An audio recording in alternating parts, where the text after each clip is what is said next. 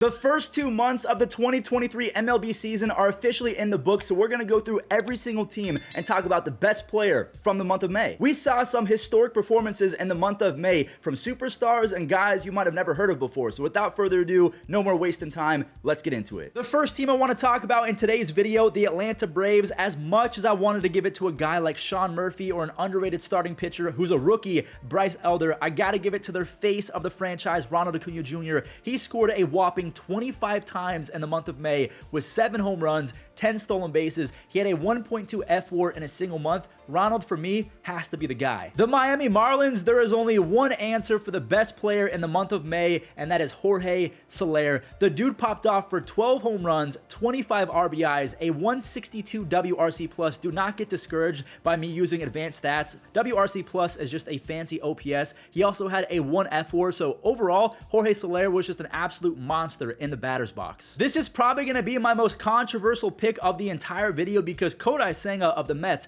had himself a really good month of May, but Pete Alonso, he was really clutch for the Mets as well every time that he needed to be clutch. 10 home runs, 21 RBIs, and a 143 WRC+. Now, when I bring up his batting average, I think he hit 220 or something like that. You probably don't want to give it to Pete, but because he was so clutch, I'm going to give it just ahead of Kodai Senga. This is no disrespect to Bryce Harper because you guys know I love Bryce, but to be honest with you, no one should win Player of the Month for the Phillies from May. Now, he did hit 315 with 18 runs scored, 3 home runs, and a 410 on base percentage. So if anyone's going to win Player of the Month, it's definitely going to be Bryce Harper. Again, a really good stat line, a 315 batting average, but for me, the Phillies have been so bad for quite some time. Someone's got to step up and just completely go off and dominate for the next 4 or 5 weeks because it's been kind of embarrassing. I don't know if Cardinals fans remember that once upon a time, they had Lane Thomas. He was an up-and-coming, highly touted prospect, but in the month of May, the dude went off for the Nationals. A 303 batting average with 8 home runs, 16 RBIs, and a near 1 F WAR in a single month. Now, they do have Jordan Walker. I still believe in Dylan Carlson. I like Lars Nootbaar and someone like Tyler O'Neill, but Lane Thomas, that dude flat out rakes. So good for him. He's the Player of the Month in May for the Washington Nationals. The Chicago Cubs, it was a toss-up between Justin Steele, but he did have a near 3.5 ERA, so despite him being pretty valuable in terms of WAR, I'm going to give it to Seiya Suzuki, who had 5 home runs, 13 RBIs, a 417 on base percentage, and a 1.2 F WAR. So pretty much across the board defensively, on the bases, he was really, really good. And Seiya Suzuki, in my opinion, is one of the most underrated players in baseball. He doesn't get talked about enough. Speaking of not getting talked about enough, Spencer Steer of the Cincinnati Reds, he was easily their best player. Also, shout out to TJ Friedel, who has been insane as well. But Spencer Steer, I mean, with a name like that, he was born to rake. He had a 318 batting average with 6 home runs, 19 RBIs, and an almost 150 WRC+. Spencer Steer is one of the best extra base hitters in baseball already, and he's a rookie. Keep that in mind. This next player really just pains me because he was a member of my team a year ago, and then we traded him away. Owen Miller, I cannot believe I'm looking at these numbers. He had a 363 batting average with 4 home runs, 3 stolen bases, and because he was so good with the leather, defensively, he was out of his mind. He had a 1.1 F WAR in one single month. He has more WAR than some other players have for the entire 2023 season, and he did that in just the month of May. The fact that he almost hit 370 over 31 days, that's mind-blowing to me. I didn't expect him to do that at all. Moving on over to the Pittsburgh Pirates, we have Mitch Keller. Now, if I brought up his ERA, you might be thinking, Fuzzy, why are you going with Mitch Keller? But that's because his final outing of the month, it wasn't the best, but he did rack up 8 strikeouts in his final outing, so he went 4-1 in the month of May. In 39 innings, he racked up 53 strikeouts with a 2.18 FIP. That's insane, and he had a near 1.5 F WAR. Absolutely mind-blowing numbers. He led all pitchers in WAR in the month of May, so even though he did have a 3 ERA, it was because of a kind of a bad blow-up start to end the month. He was so good from the first of the month to pretty much the end of it. I am so happy that the Cardinals Player of the Month from May was a pitcher because, my God, their starting rotation ERA was absolutely buns coming into May. Miles Michaelis, he is earning that contract extension finally. He went a perfect 3-0 in the month of May with a 1.89 ERA, and he got into that exclusive 1 F WAR for a single month. I mean, if you can average 1 WAR for every single month of the a season, you're going to make $500 million.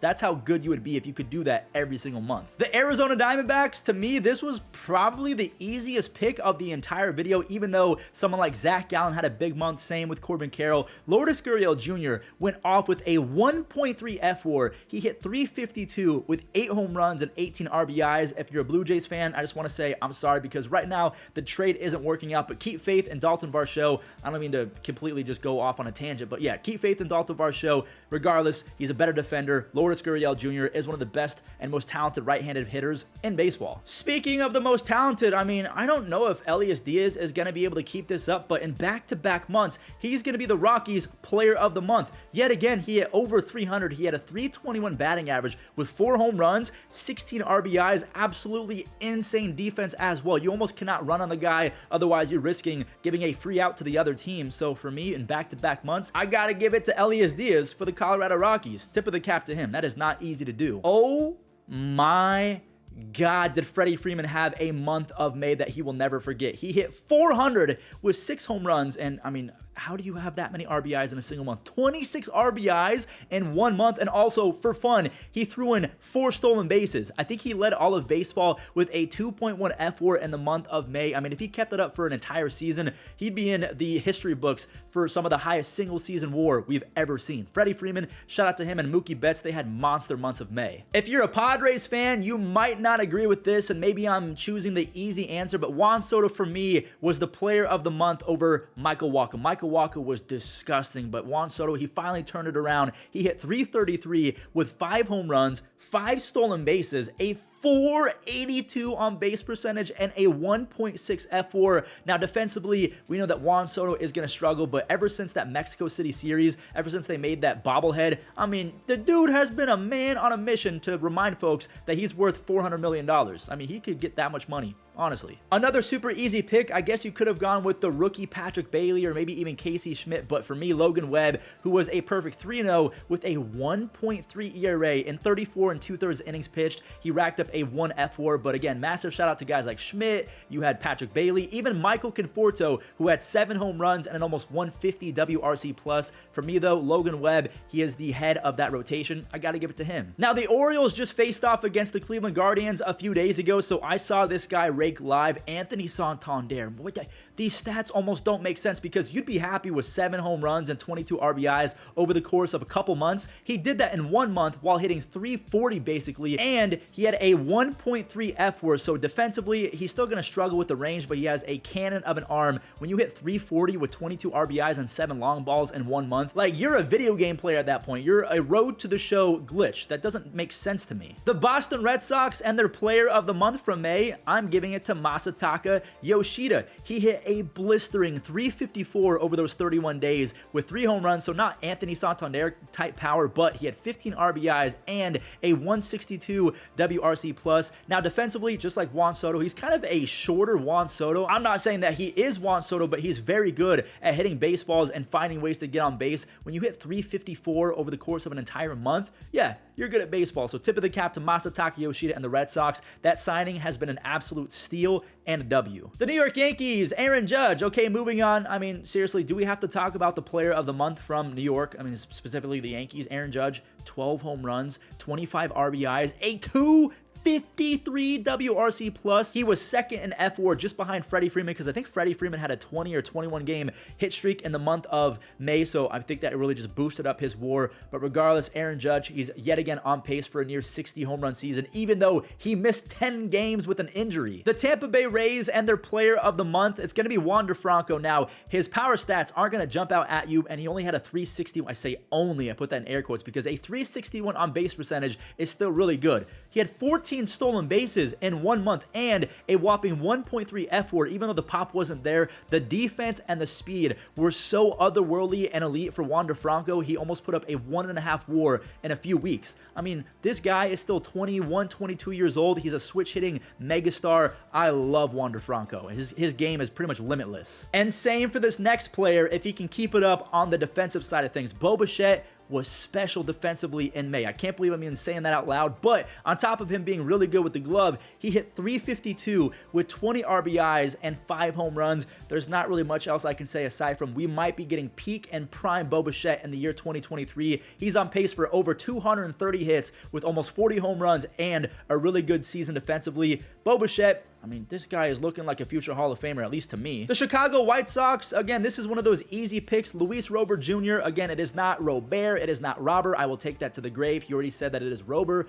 Anyways, he was driven in 23 times, so shout out to his teammates, but shout out to him for getting on base. He had 8 home runs, 17 RBIs, and because he plays elite defense and center field, he racked up a 1.6 FWAR, which was top 5 in all of Major League Baseball for position players in the month of May. I mean, right now, this kid, there's nothing he can't do. I did not know that Josh Naylor hit 293 in the month of May. I know that he drove in a lot of runs, I mean, evident by his 25 RBIs and a 138 WRC+, but him hitting 293, I mean, a tip of the cap to him. He also had 5 home runs. I'm not going to spend too much time on the Guardians because, to me, they were horrific in the month of May, but shout out to Josh Naylor, who honestly is just the gift that keeps on giving. I think he came in the Mike Clevenger trade, so we got Gabriel Arias, we got Josh Naylor, Cal Quantrill in that trade. Quantrill's been iffy, but Josh Naylor and Gabriel Arias, they were really good to end the month of May. I can't believe I'm doing it. I really want to give it to Erod. My heart is saying Erod, but my gut is saying Riley Green as the player of the month in May for the Detroit Tigers. I mean, when you hit 365 with 4 stolen bases and an almost 2 FWAR in one single month,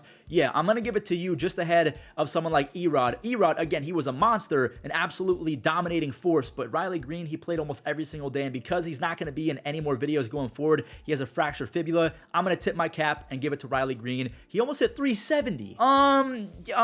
Okay. I'm happy that we get to make videos like this because we get to talk about players that I didn't think had that great of months. Michael Massey hit 319 with 4 home runs, 12 RBIs, and a 1.1 FWAR. I really feel like that Shaquille O'Neal meme right now where it says, like, I'm sorry, I apologize, I didn't know your game. I did not know that Michael Massey had it like that. Like, that dude absolutely rakes. 320 batting average, basically 12 RBIs. I mean, good for him. The Minnesota Twins, I'm going to give it to Joe Ryan because he threw 33 innings, which is pretty solid. He had a 2.73 ERA, and that's with him not having the best end to the month. He almost had a 11 strikeouts per 9 for the month of May. So the Twins, I'm going to give it to Joe Ryan, and I got to say this right now. I cannot believe that the Rays traded him for, what, 17 games of Nelson Cruz? Okay, I'm being dramatic, but Nelson Cruz and Joe Ryan were traded for each other. Nelson Cruz is no longer on the Rays, so that's a terrible trade. This one sucks as well. This one is 100% a toss-up. If you guys went with Framber Valdez, I'd give that to you because he had a 2.18 ERA or something crazy like that. If you went with Yordan Alvarez, who is my pick because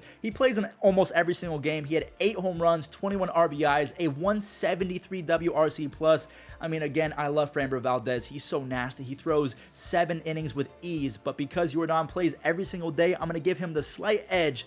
Just, did I make the mistake here? Did I choose Yordan over Framber because I like offense and chicks dig the long ball? I don't know. Maybe Framber deserved this pick. I could be wrong. If you're an Angels fan and you watch every single inning, you might think that Mickey Moniak might be the right guy for Player of the Month in May, but I gotta give it to Shohei Ohtani. I mean, the dude popped off for 8 home runs. He had 20 RBIs. He also had a near 13 strikeouts per 9 on the bump.